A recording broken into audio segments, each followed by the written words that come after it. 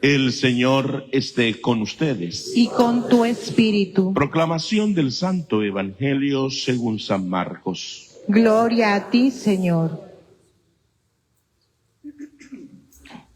En aquel tiempo, Jesús, instruyendo al gentío, les decía: cuidado con los escribas.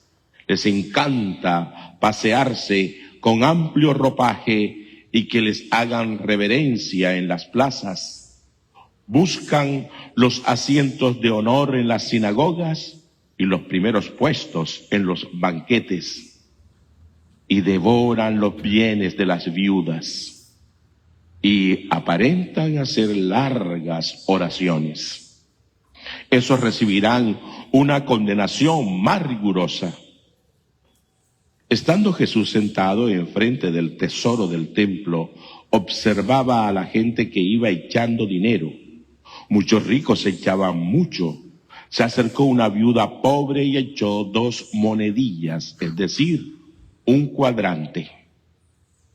Llamando a sus discípulos, les dijo: en verdad les digo que esta viuda pobre ha echado en el arca de las ofrendas más que nadie, porque los demás han echado lo que les sobra, pero esta, que pasa necesidad, ha echado todo lo que tenía para vivir.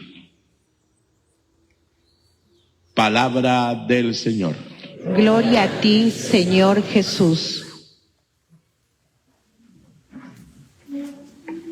Como siempre les recuerdo, y pidamos al Espíritu Santo que nos llene de su gracia para comprender, entender y vivir sobre todo la palabra que hoy se nos regala. Vivirla en la semana, vivirla siempre, vivirla en cada instante de nuestra vida. El Evangelio tiene como 2 partes. Una advertencia de parte de Jesús sobre la hipocresía y otra que nos llama la atención sobre dar de todo lo que es, mejor dicho, lo máximo, y aprender de él que dio la vida. En la primera parte Jesús se va contra los escribas. ¿Quiénes son los escribas? Son un grupo de personas que en el templo estaban siempre discutiendo a las afueras sobre la palabra. No existían escuelas, no había todas las cosas que tenemos hoy. Ellos escuchaban la palabra, la leían y a las afueras del templo hablaban, discutían. Y entonces entre ellos mismos iban saliendo como clases de personas, de entre ellos mismos. Y se vestían de una manera y llamaban la atención. Y entonces, claro, si se dedicaban a eso también tenían que buscar los medios de subsistencia. Parece ser lo que vemos aquí cuando Jesús dice que devoran los bienes de las viudas, como que solían estar pidiéndole a las personas que les ayudaran. Cosa que no es malo, siempre y cuando lo que se pida y lo que se busca es para el bien de los demás. Uno atisba o desde lo que se lee en el Evangelio, vemos que estos individuos todo lo hacían por apariencia. La apariencia, la hipocresía, el estar frente a los otros con un estilo de vida según me parece y no como soy de verdad. Esto es siempre reprochado por nuestro Maestro, porque Él quiere que vivamos tal como estamos, que las cosas externas sean eso, cosas externas que nos ayudan, pero no podemos poner en ellas como la fuerza, como lo verdadero. Y eso pasa a veces en nuestras experiencias de fe. Somos muy de cosas externas, de muchas cosas externas, tratando de expresar. Miren, a mí me parece curioso eso. El bautismo está cargado de una cantidad de signos. Es una belleza, es una riqueza el bautismo de nuestra Iglesia Católica. Desde que se entra, antiguamente uno recibía al que iba a ser bautizado en la puerta del templo. Ya lo hemos quitado porque también vamos como que ahorrando, porque la prisa del mundo nos tiene también a veces a nosotros copado y se recibía, se asignaba allá, se entraba y toda una simbología y menos mal todavía existen los otros símbolos que van haciendo visible lo que uno cree, lo que internamente está sucediendo. Y uno cree que a través de esos signos se hace un poco visible. Y a eso poco le prestamos atención. Llegamos a celebrar el sacramento y estamos pendientes de que la foto salga bien, o de lo uno o de lo otro, pero no seguimos la pedagogía de la simbología. Sin embargo, a veces en nuestros grupos, en nuestras comunidades, tenemos simbología y si no se pone eso, entonces parece que no podemos salir a la procesión. Si usted no tiene lo otro, entonces usted no puede. Y fíjense, invertimos. Si no hay unos reclinatorios, entonces el mundo se acabó. No. Lo importante es en el corazón, insistimos, porque lo externo no es lo fundamental. No lo es. Y ustedes lo saben muy bien, y lo sé yo también. A veces puede haber un dolor en el alma y está uno con una carcajada, porque de pronto uno dice, pues, o pueda que uno esté con una carcajada o con dolores o riéndose y la vida está por otro lado. En fin, lo que queremos decir y lo que el maestro critica en esta primera parte es eso. Cuidado con ser hipócritas. Frente a las realidades de la vida, asumirlas con valentía, con alegría. La segunda idea que nos pone a pensar está en esa actitud de Jesús. En la antigüedad, no es como ahora, había un lugar establecido para dar el impuesto al templo. Existía un solo templo en toda la ciudad de Jerusalén. Todos iban en romerías cada vez que podían al templo y llevaban su ofrenda. Y dicen los que saben y los que han estudiado que en ese lugar era una habitación grandísima. Había 13 instrumentos parecidos como unas trompetas al revés, donde se tiraba las monedas de oro, plata y cobre. No habían billetes. Y según el sonido de lo que caía, ahí decían, este está dando más, este está dando menos. Y entonces Jesús está allí. Dicen los que saben que es extraño porque no era para permanecer allí. La gente pasaba y tiraba. Pero el buen Jesús se quedó observando, mirando, curioseando. Y de pronto, como siempre, detalla algo importante.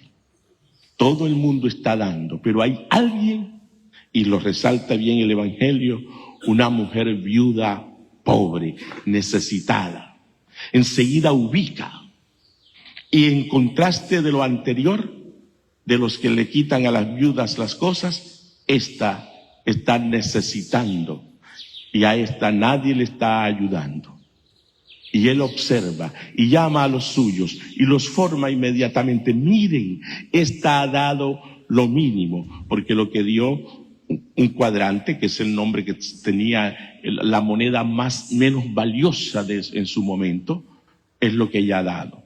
Se dice que para poder comprar un pancito de esos pobres habría que reunir como unas 10 de estos cuadrantes. O sea que era una cosa que no valía nada. Pero ella lo echó y Jesús dice, echó lo que tenía para vivir. O sea, para comprarse un pedacito de pan lo echó. Esa forma pedagógica de Jesús nos lleva entonces a ese sentido real de lo que debemos ser en medio de los demás. Primero, tenemos que estar atentos al necesitado. Eso es indiscutible en la experiencia de nuestra fe. En el cristianismo no cabe, y por eso a veces el Papa exige y nosotros decimos, y nos duele tremendamente cuando las cosas externas tienen mayor valor que el ayudar al más necesitado.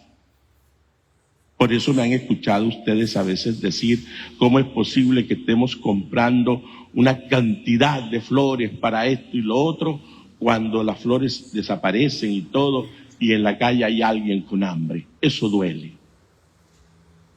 Pero bueno, Él nos llama la atención. Es que uno no debe descuidar lo uno y lo otro. Si yo puedo comprar las flores, también debo ayudar en lo demás. Es como la idea real, es donde se debe trabajar. Es lo que debemos lograr, que haya ese equilibrio entre las cosas y estemos unos atentos a una cosa y otros atentos a la otra. Pero no sesgarnos en un solo lado y exigir de ese solo lado. Ahí está el peligro, ahí está la llamada de atención. Tenemos que ser hombres y mujeres que estemos dando la vida, es lo que está diciéndonos Jesús en último momento con el ejemplo de la viuda. Porque saliendo de este evangelio, uno continúa la narración, va Jesús camino después al Calvario, va a hacer lo que acaba de decir que hizo la viuda. Él va a dar la vida por nosotros. Nosotros también, mis queridos hermanos, en esta enseñanza de hoy, dar la vida.